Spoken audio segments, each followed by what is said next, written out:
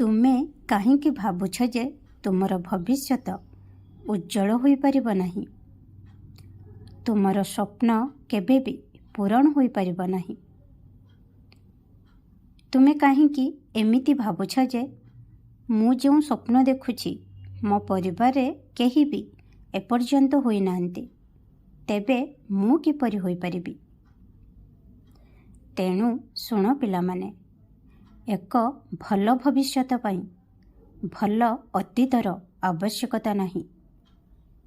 ବର୍ତ୍ତମାନକୁ ଦେଖ, ତୁମ ପରିବାରରେ କିଏ କ'ଣ କରୁଛି, ଏହାଦ୍ୱାରା ତୁମର ଭବିଷ୍ୟତ ତିଆରି ହେବ ନାହିଁ।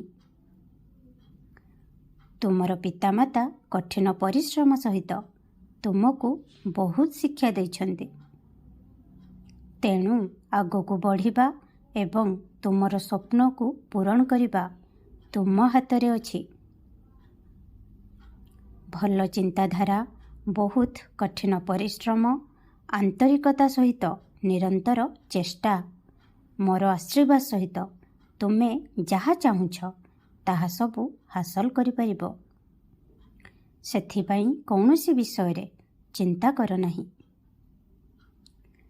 ତୁମେ ଜଣେ ବଡ଼ ମଣିଷ ହେବାକୁ ଚାହୁଁଛ, ବହୁତ ଟଙ୍କା ରୋଜଗାର କରିବାକୁ ଚାହୁଁଛ, ତେବେ ବଡ଼ ହେବା ପାଇଁ କଠିନ ପରିଶ୍ରମ କରିବା ଅତ୍ୟନ୍ତ ଗୁରୁତ୍ୱପୂର୍ଣ୍ଣ।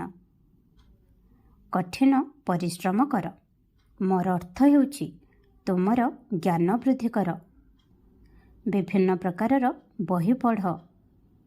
ତୁମକୁ ଯେଉଁ ବିଷୟରେ ଆଗ୍ରହ ଅଛି ତାହା ବିଷୟରେ ଅଧିକ ତଥ୍ୟ ଏବଂ ଜ୍ଞାନ ପ୍ରାପ୍ତ କର। ମୁଁ ତୁମ ସାଥିରେ ଅଛି ଏବଂ ତୁମକୁ ସର୍ବଦା ମାର୍ଗଦର୍ଶନ କରିବି। ଖୁସିରେ ରୁହ।